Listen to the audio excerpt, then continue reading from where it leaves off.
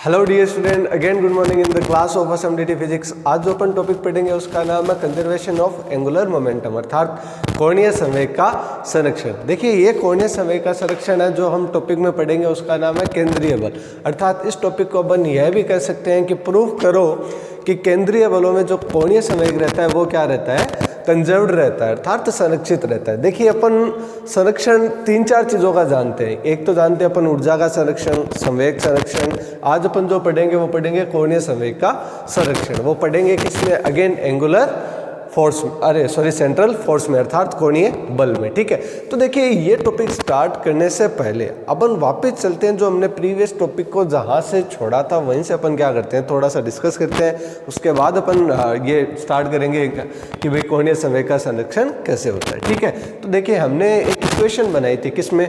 Central force की equation बनाई थी। जो सेंट्रल फोर्स की इक्वेशन जो हमने बनाई थी उसका आधार क्या था? आधार ये इक्वेशन थी। हमने क्या निकाला था?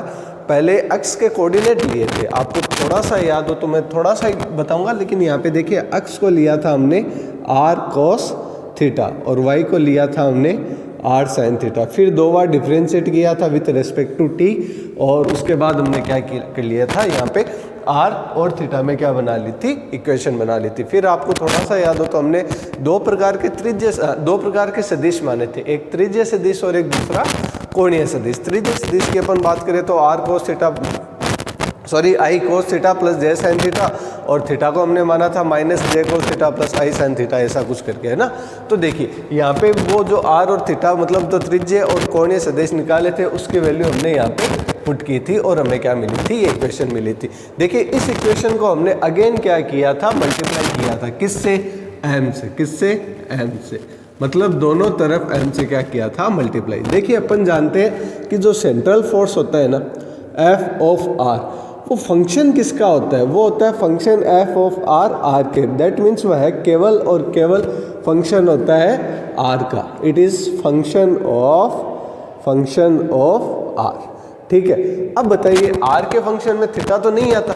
इसका मतलब यदि मैं इस इक्वेशन को लिखूं तो ये तो इक्वेशन कैसी है, ये इक्वेशन कुछ ऐसी है। देखना आज पूरा क्लियर समझाऊंगा।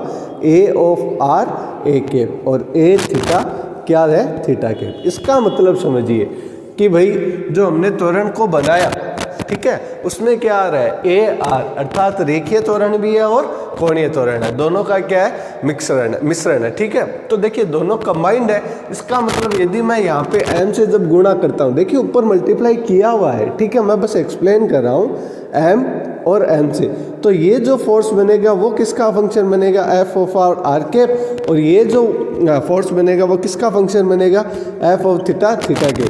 तो रिजल्टेंट जिसको मैं बोल सकता हूँ F नेट किसका, किन दो टर्म का फंक्शन हो जाएगा, F ऑफ R का और क्या हो जाएगा, F ऑफ थीटा का। तो ये दो का क्या हो जाएगा, फंक्शन हो जाएगा। अब देखिए यदि मैं बात करूँ किसकी, सेंट्रल फोर्स की, तो वापस अब आप बताओ सेंट्रल फोर्स किसका फंक्शन होता है, R का function. That means central force कितना रहेगा, केवल और केवल जो R का फंक्शन है। मैं यदि एरो करके वापस बनाऊं तो नहीं बनाऊंगा क्योंकि क्या हो जाएगा, डायग्राम खराब हो जाएगा। ये है F of R। That means simply ये किसका फंक्शन है, F R का, और ये किसका फंक्शन है, F ऑफ थीटा का। ठीक है, तो देखिए F ऑफ R ही क्या होगा, सेंट्रल फोर्स होगा।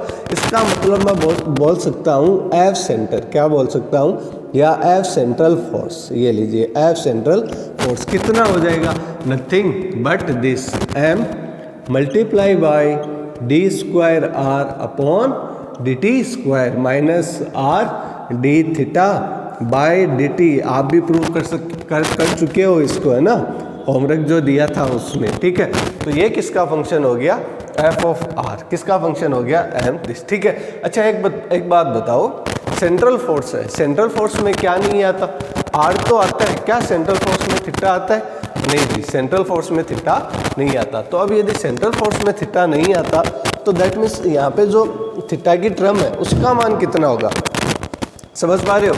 देखिए R तो आता है, हमने लिखा है, ठीक है, और यही सेंट्रल फोर्स की क्या थी, परिभाषा भी थी। ठीक है, अब सेंट्रल फोर्स में क्या नहीं आता, थीटा नहीं आता।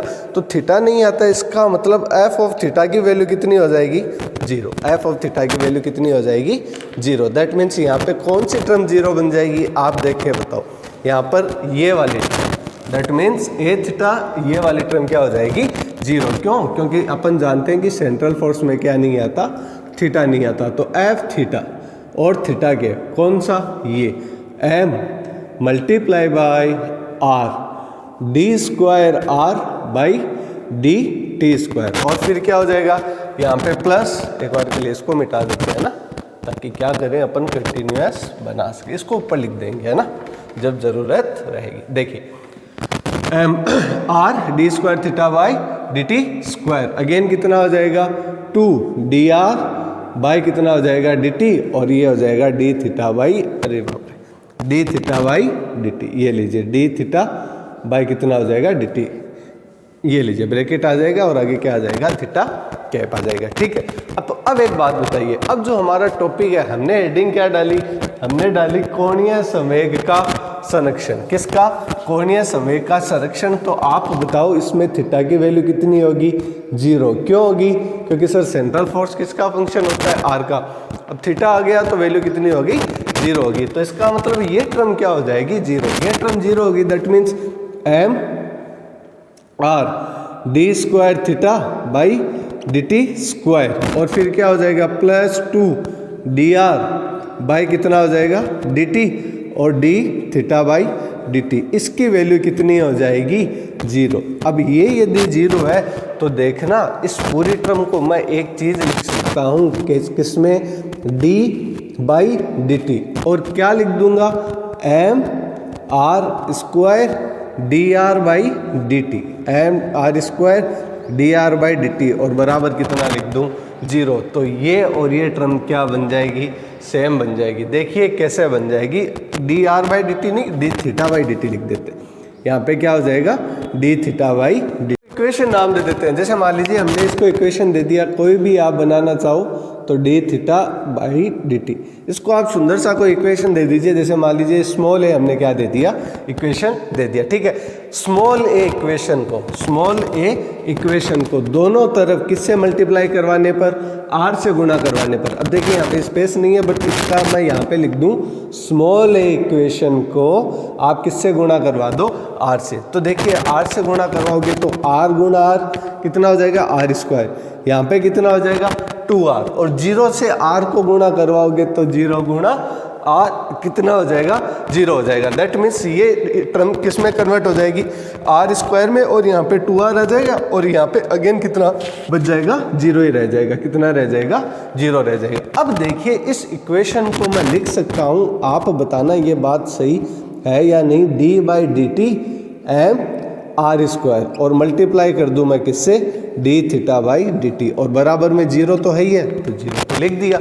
सर ऐसे कैसे लिख दिया, इतनी बड़ी इक्वेशन को ऐसे कैसे लिख सकता है कोई? देखिए कैसे, देखिए कैसे, इसको मैं आर को तो बोल दूं ए और इसको बोल दूं मैं बी। अब आप इसका क्या कीजिए, डिफरेंशिएट कीजिए। तो देखिए पहले जब आप आर का करोगे तो कितना हो जाएगा, आर स्क्वायर का कितना हो जाएगा 2r, और multiply M D theta by D T आगे तो है ही है, और आर का कितना हो जाएगा D R by D T. देखिए कौन सी टर्म बनी, देखिए कौन सी टर्म बनी, ये वाली 2r। देखो m पूरा बाहर गुणा है, दैट मीन्स इससे भी गुणा होगा, तो 2rm d theta by D T और d are by D t complete. Again जब इसको कांस्टेंट छोड़ेंगे, किसको, आर स्क्वायर को, तो m तो पहले से ही कांस्टेंट है ना, आर स्क्वायर को क्या छोड़ दिया, कांस्टेंट छोड़ दिया। D theta by D T का अगेन कीजिए, तो यहाँ पे हो जाएगा डी स्क्वायर थीटा अपॉन कितना हो जाएगा डी टी स्क्वायर, बराबर कितना आ गया 0। देखो ये बन गई कि नहीं बन गई, ये बन गई। इसका मतलब ये जो टर्म है ये क्या हो गई, कांस्टेंट हो गई, कांस्टेंट हो गई। इसका मतलब डी बाई डी टी, और ये वाली जो टर्म रहेगी उसको अपन क्या बोलते हैं, जे। क्या बोलते हैं, जे। इसकी वैल्यू कितनी आ जाएगी 0, where J is angular momentum। J क्या हो गया, एंगुलर मोमेंटम। मान कितना हो जाएगा, where J is nothing but M R square D theta by D T. ये लीजिए कोणीय संवेग का क्या आ जाएगा, संरक्षण। क्यों, किसी भी चीज़ का differentiate with respect to time 0 होता है। अवकलन का मतलब होता है परिवर्तन, विथ रेस्पेक्ट टू टाइम कोई चीज़ में परिवर्तन हो ही नहीं रहा, इसका मतलब उसका अवकलन क्या हो गया, 0 हो गया। अवकलन 0 हो गया तो अपन यह बोल सकते हैं कि वो चीज़ क्या है, कॉन्स्टेंट। तो अपन क्या कह सकते हैं कि वे तो इम्प्लाइज इम्प्लाइज जे क्या आ जाएगा, जे हो जाएगा कांस्टेंट। ये लीजिए, यही अपन को प्रूव करना था कि कोणीय संवेग का क्या रहता है, संरक्षण रहता है। सर आपने कोणीय संवेग का तो संरक्षण प्रूव कर दिया, लेकिन हेडिंग को ध्यान से पढ़ो। आपने ब्रैकेट में एक चीज और लिखी है, क्या, क्षेत्रीय वेग। क्या लिखी है, क्षेत्रीय वेग अर्थात एरियल वेलोसिटी। तो अब अपन क्या करेंगे, एरियल वेलोसिटी को भी क्या करेंगे, जीरो करेंगे। पहले आप इसका स्क्रीनशॉट ले लीजिए, ये टॉपिक पूछा जाता है कि प्रूफ करो केंद्रीय बल के अंतर्गत होने वाली गति में कोणीय संवेग क्या रहता है, संरक्षित रहता है। और ये 1.5 या 3 नंबर में पूछा जाता है, तो ये इंपॉर्टेंट है। यदि क्षेत्रीय वेग भी पूछ लिया साथ में तो ये टॉपिक 3 नंबर का बन जाता है। तो आप एक बार इसका स्क्रीनशॉट ले लीजिए ताकि पढ़ने के लिए क्या आ जाए, काम आ जाए। हो गया स्क्रीनशॉट, चले आइए देखिए अब अपन पढ़ते हैं किसके बारे में, एरियल वेलोसिटी अर्थात क्षेत्रीय वेग के बारे में। बस क्षेत्रीय वेग एकदम छोटा सा है, समझने वाली बात है। एक क्रम में क्या हो जाएगा, सॉल्यूशन हो जाएगा। देखिए कैसे, देखो आओ, अपन जानते हैं हमारे पास इक्वेशन कौन सी आई, हमारे पास इक्वेशन आई वी नो दैट WKT, ठीक है।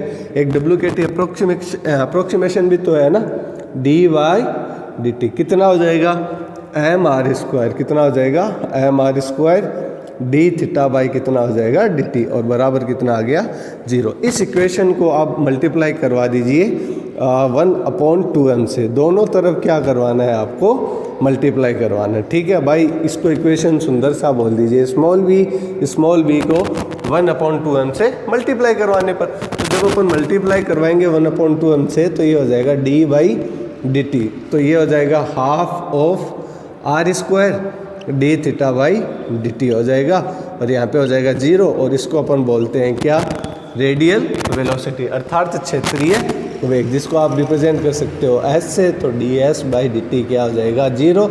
दैट मीन्स h क्या हो जाएगा, constant, where s is nothing but areal velocity अर्थात क्या हो गया, क्षेत्रीय वेग। तो अपन कह सकते हैं कि हाँ, किसमें कोणीय जो एंगुलर केंद्रीय बल है उसमें कोणीय संवेग भी संरक्षित रहता है, और उसके साथ क्या रहता है, क्षेत्रीय वेग भी कंजर्व्ड रहता है। तो ये था वीडियो टॉपिक पे कि सिद्ध करो कि भी कोणीय वेग संरक्षित और क्षेत्रीय वेग भी संरक्षित। ये पूछा जाता है 1.5 या 3 नंबर में श्योर पूछा जाता है, ठीक है। तो आई होप स्टूडेंट आपको ये वीडियो पसंद आया हो। ये वीडियो पसंद आया हो तो इसको लाइक कीजिए, शेयर कीजिए, चैनल को सब्सक्राइब कीजिए, और हाँ, इस वीडियो को देखने के लिए आपका वापस थैंक यू। और हाँ, इसके साथ साथ आप क्या करते रहना, नोट्स बनाते रहना, क्योंकि अब सरकार ने फाइनल वालों की क्लासेस का 18 तारीख से बोल दिया है, तो श्योर है थोड़े दिन बाद क्या हो जाएगी, फर्स्ट ईयर और सेकेंड ईयर भी खुल जाएगी। तो सिलेबस आना है और इन्हीं टॉपिक से आना है, तो अब भी सीरियसली आप पढ़ाई स्टार्ट कर दीजिए। आपके पढ़ाई से रिलेटिव कोई भी डाउट हो, कोई सा भी टॉपिक में कैसा भी, तो आप जैसे हर रोज़ ग्रुप में डिस्कशन करते हो, सबीना वगैरह सारी बच्चियाँ जो ग्रुप में डिस्कशन करती है, तो आप भी, यदि आप हमारी कॉलेज से नहीं हो, आप कोई भी कॉलेज से हो, हमें आप कमेंट करके भी टॉपिक पूछ सकते हो। और वीडियो से रिलेटिव कोई भी क्वेरीज, कोई भी डाउट हो, तो आप सबके लिए SMDT का दरवाज़ा एक प्रकार से खुला है। आप कभी भी यूट्यूब पे कमेंट करके पूछ लेना। Again thanks for this video watching, thank you.